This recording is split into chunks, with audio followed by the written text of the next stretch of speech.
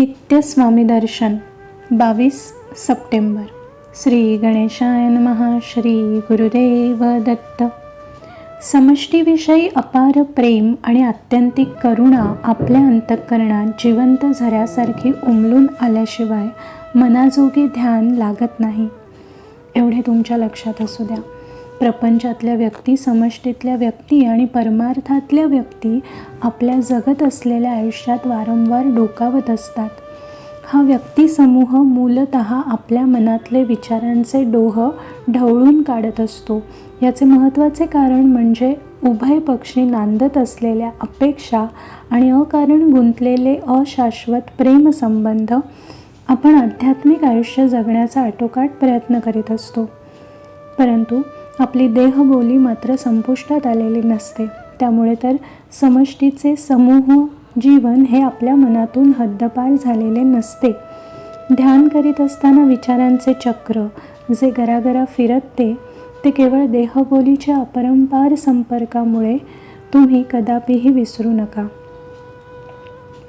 या निमित्ताने मी तुम्हाला मनापासून सांगतो की ध्यानात मग्न व्हायचे असेल, निर्विचार अवस्थेत गर्क व्हायचे असेल तर त्याला एकच शाश्वत उपाय आहे आणि तो म्हणजे ध्यानाचे आकलन होणे। त्या आकलनाचा पाया अपरंपार निर्वाज्य आणि हेतुविरहित प्रेम आहे। तुम्ही कुठल्या जातीव्यवस्थेत नांदत आहात हे महत्त्वाचे नसून तुमचे प्रेम शाश्वत आहे ना ह्याचा प्रथम खोलवर वेध घ्या। जर तुमच्या लक्षात आले की आपण करीत असलेल्या प्रेमाला अपेक्षांचा किनारा आहे तर ध्यान मुळीच लागणार नाही, विचारांचे कल्लोळ थांबणार नाहीत। म्हणून मनातले मानवी समूह तुम्ही कायमसाठी नष्ट केलेत तर ध्यान लागल्याशिवाय राहणार नाही। तुम्ही विचारांना थोपवू शकता हे जरा लक्षात घ्या। मौनाची सवय लागली की समष्टीविषयीचा विचार थांबतो। मनातली निंदा नालस्ती संपली की विचार आपोआप थांबतात। प्रेमाचे दरवाजे खुले झाले की मौन आपोआप मनात प्रवेश करते। हे मौन ध्यानाला तोलून धरते।